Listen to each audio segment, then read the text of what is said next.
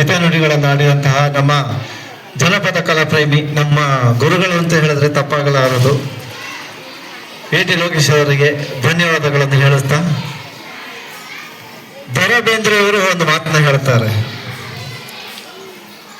ಪ್ರಪಂಚವನ್ನು ಮೊದಲು ನೋಡುವುದನ್ನು ಕಲಿ,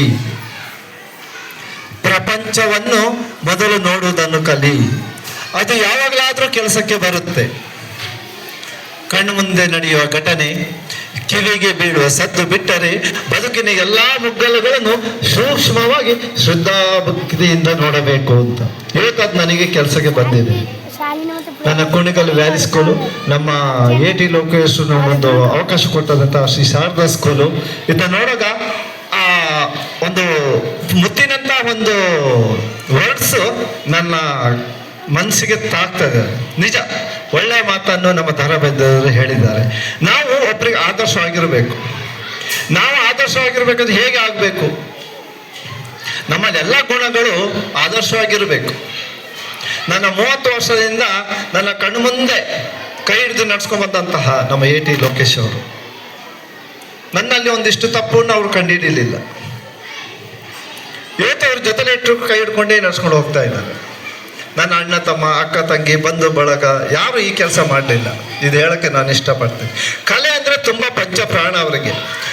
ಜನಪದ ಬಿಟ್ಟು ಬೇರೆ ಯಾವುದು ಅವರು ಕೇಳಲ್ಲ. ಜನಪದನೇ ಸಂಭ್ರಮ ಅವರಿಗೆ, ಜನಪದನೇ ಹೆಮ್ಮೆ. ಅದಕ್ಕೆ ಅವ್ರು ನನಗೆ ನಾನು ಅವರಿಗೆ ಆದರ್ಶವಾಗಿದ್ದೀನಿ, ಅವ್ರು ನನಗೆ ಆದರ್ಶವಾಗಿದ್ದಾರೆ. ಹಾಗೆ ಇವತ್ತು ಮಕ್ಕಳು ಈ ಶಾಲೆಗೆ ಶಾಲೆ ಮಕ್ಕಳು ಆದರ್ಶವಾಗಿದೆ. ನಾಳೆ ಮಕ್ಕಳು ಶಾಲೆಗೂ ಆದರ್ಶವಾಗಿರಬೇಕು, ತಂದೆ ತಾಯಿಗೂ ಆದರ್ಶವಾಗಿರಬೇಕು.